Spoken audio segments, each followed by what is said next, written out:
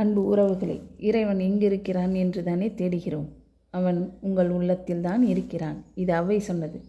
பெரிது பெரிது புவனம் பெரிது, புவனமோ நான்முகன் படைப்பு, நான்முகனோ கரியமால் உந்தியில் வந்தோன், கரியமாலோ அலைகடல் துயின்றோன், அலைகடல் குறுமுனி அங்கையில் அடக்கம், குறுமுனியோ கலசத்தில் பிறந்தோன், கலசமோ புவியிற் சிறு மண், புவியோ அரவினுக்கு ஒரு தலைபாரம், அரவோ உமையவள் சிறுவிரல் மோதிரம், உமையோ இறைவனுள் ஒடுக்கம், இறைவனோ தொண்டர் உள்ளத்தில் ஒடுக்கம், தொண்டர்தம் பெருமை சொல்லவும் பெரிது என்கிறார்.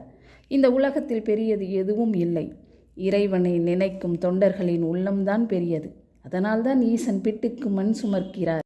காசியில் தொழுநோயாளியின் கைகளிலிருந்து உணவை வாங்கி உண்கிறான். கண்ணப்ப நாயனார் படைத்த எச்சில் உணவை ஏற்கிறான்.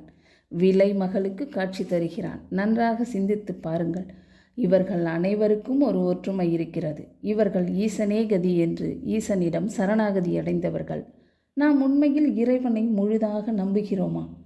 இறைவன் நம் உள்ளேதான் இருக்கிறான். உங்களின் உள்ளே அவனை தேடுங்கள். ஏதோ ஒரு நொடியில் இறை தன்மையை நீங்கள் உணர்வீர்கள். மற்றவர்களின் துன்பம் கண்டு நீங்கள் கலங்கும் பொழுது அந்த நொடியில் இறைவன் உங்களின் உள்ளே இருக்கிறான். இறைவனை நினைக்கும் போதெல்லாம் நம் உள்ளம் தூய்மையாக இருக்கும். உள்ளம் தூய்மையாக இருக்கும் பொழுது நல்ல எண்ணங்கள் வரும். நல்ல எண்ணங்கள் வரும் பொழுது நல்ல செயல்கள் செய்வீர்கள். நல்லது செய்யும் பொழுது நல்லவர்களாக இருப்போம். நல்லவர்களாக இருந்தால் இறைவனின் அருளை பெற முடியும். இறைவனின் அருள் வேண்டுமென்றால் இறைவனை எந்தவித நிபந்தனையும் இல்லாமல் வணங்குவோம்.